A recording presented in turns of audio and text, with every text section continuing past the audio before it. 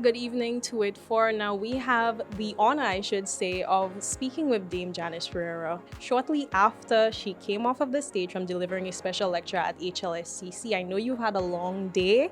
How have you felt about the celebration of your achievements by the territory so far? What I can say is that I am really touched. It is truly humbling. I'm really honored to be recognized in this way by my territory. It is heartwarming.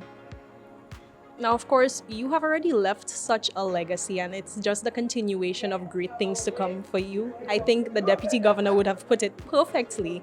Looking into the future, we do not know what next. Looking back, if you were a young girl looking at the future, how does that feel, and what type of message would you like to leave for other young women and young men as well who can be inspired by your story in the Virgin Islands? Yes, I think looking back, I would say that because of the opportunities that I was afforded, it allowed me, I think, to make the strides that I made. And what I would tell and say to young people, follow your dreams, seize the opportunities that are given to you, follow and focus on your goals, and the sky is the limit. Yes. And certainly on the international stage, regrettably for some Caribbean islands, when you say where you're from, people are like, where is this place? How does it feel? Of course, knowing that you are one of these pillars on the international stage representing the Virgin Islands, not only the Virgin Islands, but Virgin Gorda.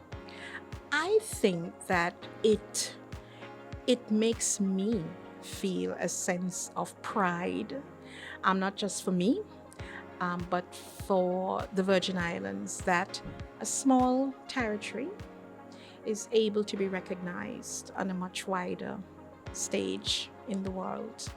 And I think there is something to be said about, perseverance and your focus in terms of following your goals and seeing them through. That I think is a message, a lesson that I think others can take and really learn from. And would you encourage other Virgin Islanders to take up careers in the law field? Most definitely. Absolutely. It is a profession because there's so many areas of law. It's all around you. You don't necessarily have to practice law in the courts. You can practice law in all sorts of other fields. And law is really what is all around and what is just part and parcel of your society. And I think it's a great profession. It's a way also, I think, where if one really look at it in the context of understanding society, understanding how your society evolves, then the law is all around you. And it all is a matter of what you choose to do in relation to, the practice of law. Yes. So, in respect to that, would you encourage civilians, other members of the public who might not necessarily ever want to get into a courtroom, but to familiarize themselves with legal procedure in their relevant areas? Yes, most certainly. I think that all laws should be accessible by the public because laws are made for us. They are made to govern us. And so we should know those laws, the way they impact us. We should know what our rights are, what our obligations are, and the steps we can take in terms of enforcing our rights if we consider that our rights are being threatened or breached by another. Then we should know, just as members of society, how we conduct ourselves within the framework of those laws. All right, and just one final thing. I know I said I wouldn't keep you for too long. What would you say is the most impactful thing you have learned along your journey so far? The most impactful, I think, is in terms of the practice of law, whether as a lawyer or as a judge giving service.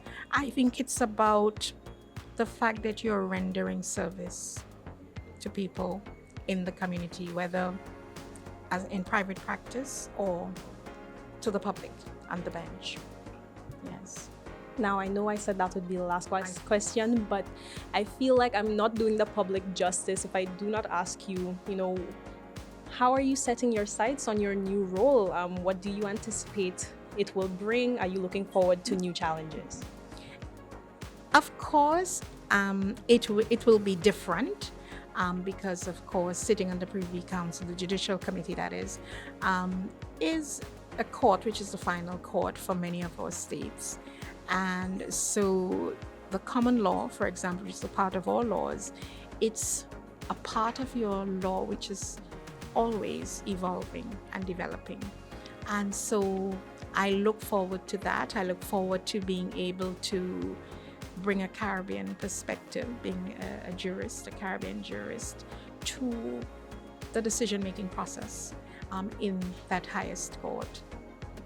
Thank you so much for your time this evening, and we look forward to meeting with you again throughout your other engagements throughout the rest of the week. Very well. You're most welcome. Thank you.